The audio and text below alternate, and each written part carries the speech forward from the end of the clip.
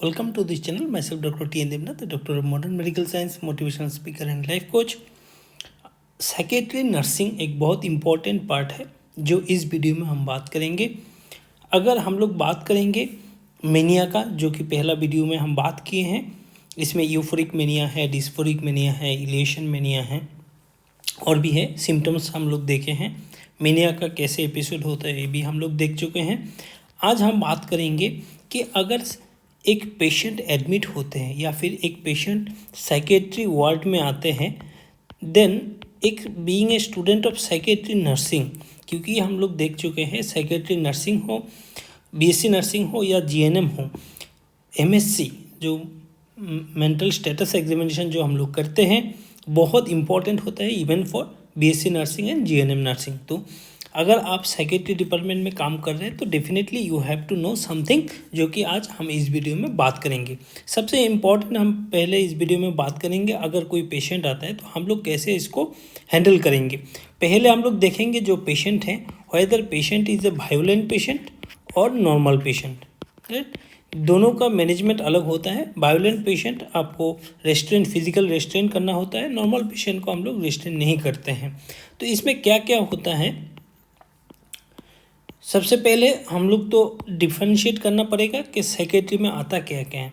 Psychiatry में आपका number 1 जो सबसे कॉमन है, हम लोग सब जानते हैं, ये है सिजोफ्रेनिया। सिजोफ्रेनिया हम लोग जानते हैं। दूसरा सबसे इम्पॉर्टेंट होता है मेनिया, क्योंकि ये पेशेंट बहुत वायलेंट होते हैं। फिर आते हैं हम लोगों के पास डिप्रेशन आते हैं। फिर आते हैं हम लोगों के पास एंग्जाइटी को लेके आते हैं। और हम लोग जो ओसीडी एक डिजीज़ है, इसके बारे में भी इस वीडियो में हम बात करेंगे। तो सबसे पहले हम लोगों को क्या करना होगा, हम लोगों को सबसे पहले वो डिसाइड करना होगा कि पेशेंट का क्या है। एक्चुअली साइकेट्री में हम लोगों को पहले जानना होगा व्हाट इज़ साइकोसिस वर्सेस व्हाट इज़ न्यूरोसिस। ये दो चीज़ हम लोगों को देखना होगा, साइकोसिस क्या है, न्यूरोसिस क्या है। साइकोसिस में सबसे इम्पॉर्टेंट होता है कि एक इंसाइट होता है, insight present. Now what is insight, ये आपको पहले जानना होगा कि इंसाइट होता क्या है। इंसाइट क्या होता है, insight is awareness about illness. अगर पेशेंट को पता ही नहीं है कि पेशेंट को बीमारी है या नहीं, इसके ऊपर डिपेंड करके हम लोग बोलते हैं वेदर इंसाइट इज़ प्रेजेंट और insight is absent. In case of psychosis, insight is absent, is not present. Actually, insight is absent.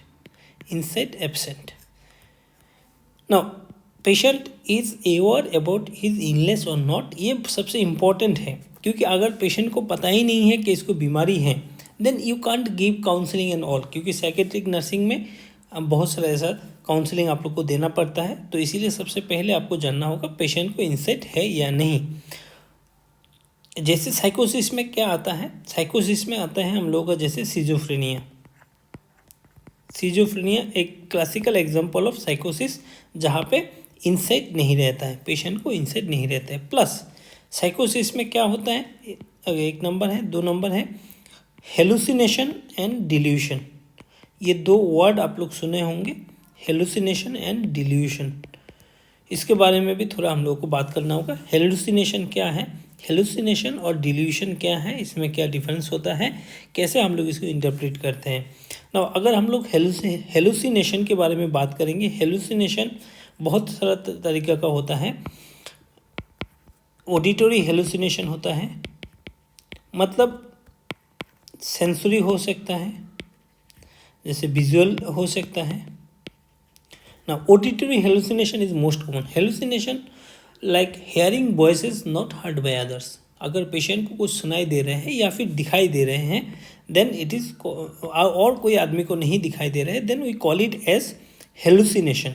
And both hallucination and delusion present in psychosis. Now we know there is psychosis, so how we can identify whether patient is psychotic or neurotic, मतलब patient has psychosis or not. Number 1, insight absent, मतलब patient को awareness नहीं रहेगा, then we call it as psychosis. Number 2, अगर patient को hallucination है and delusion है। Delusion is false and form believe, हम लोग डिस्कस करेंगे और डिटेल्स में। अगर ये तीनों चीज़ हैं देन पेशेंट इज साइकोसिस। Now what is neurosis? Neurosis क्या होगा? In case of neurosis,